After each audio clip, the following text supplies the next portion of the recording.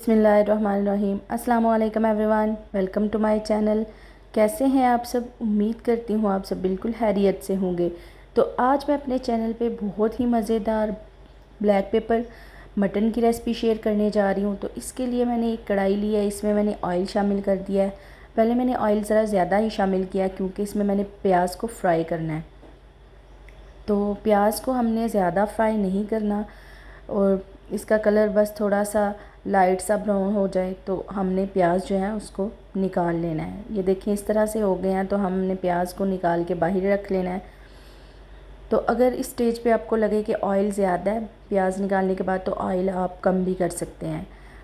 تو اب میں نے آئل تھوڑا سا کم کر لیا، میں نے اس میں 2 عدد ہری الائچی اور تھوڑا سا زیرہ شامل کیا۔ اگر آپ کے پاس باقی گرم مسالے جیسے دار چینی اور لونگ وغیرہ موجود ہوں تو وہ بھی آپ اس میں شامل کر سکتے ہیں۔ میرے پاس ابھی اویلیبل نہیں تھے تو اس وجہ سے میں نے ان دونوں کو ہی بس شامل کیا۔ اب میں نے یہ مٹن لیا، مٹن کو میں نے اچھی طرح سے واش کر لیا۔ اب میں مٹن اس میں شامل کر دوں گی۔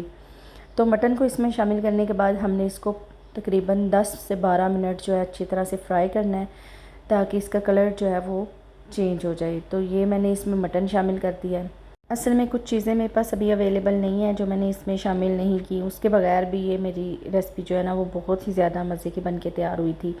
کچھ چیزیں ابھی میرے پاس اس لیے اویلیبل نہیں ہیں کیونکہ میں نیو دبئی موو ہوئی ہوں، تو یہاں پہ پھر ظاہر ہے سیٹ اپ کرتے کرتے کچھ ٹائم لگے گا، تو اس وجہ سے ان چیزوں کے بغیر ہی میں نے یہ ریسپی تیار کی تھی جو کہ بہت ہی زیادہ مزے کی بن کے تیار ہوئی تھی۔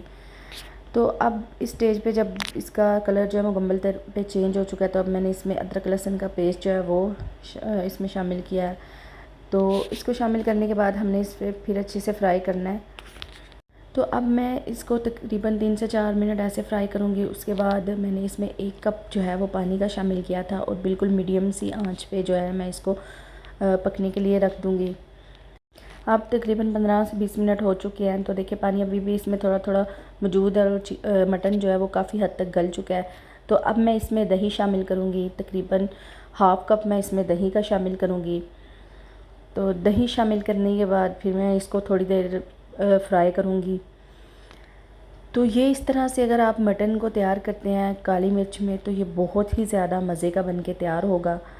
تو آپ بھی میری اس ویڈیو کو دیکھ کے میری ریسپی کو ضرور ٹرائی کیجئے گا، انشاءاللہ یہ آپ کو بہت زیادہ پسند آئے گی۔ تو اس طرح سے دہی شامل کرنے کے بعد اب میں نے جو پیاز نکالے تھے ان میں نے ہری مرچیں بھی 3 سے 4 شامل کی ہیں اور ان کا پیسٹ جو ہے وہ بنایا تھا، لیکن میرے پاس جو آپ نے نا اس کا پیسٹ بنا کے اس میں شامل کرنا ہے۔ تو اب میں یہ شامل کرنے کے بعد بھی اسے اچھی طرح سے فرائی کروں گی۔ دہی کا پانی جو ہے وہ بھی اس میں خشک ہوگا۔ تو اب میں نے اس میں کالی مرچ شامل کی ہے، وہ آپ اپنے ٹیسٹ کے مطابق اس میں شامل کر سکتے ہیں، اور نمک جو ہے وہ بھی آپ اس میں حسب ضرورت شامل کر سکتے ہیں جتنا کہ آپ کو پسند ہو۔ تو اب ہم نے اس کو اتنی دیر پکانا ہے کہ آئل جو ہے وہ الگ ہونا شروع ہو جائے۔ تو یہ دیکھیں آئل الگ ہونا شروع ہو گیا، تو ہماری بہت ہی مزیدار بلیک پیپر مٹن کڑھائی جو ہے وہ بن کر تیار ہے۔ تو امید کرتی ہوں آپ کو میری آج کی ویڈیو پسند آئی ہوگی۔ میری ویڈیو پسند آئی ہو تو اسے لائک کریں، میرے چینل کو سبسکرائب کریں۔ اپنی دعاؤں میں یاد رکھیے گا۔ نیکسٹ ویڈیو تک کے لیے اللہ حافظ۔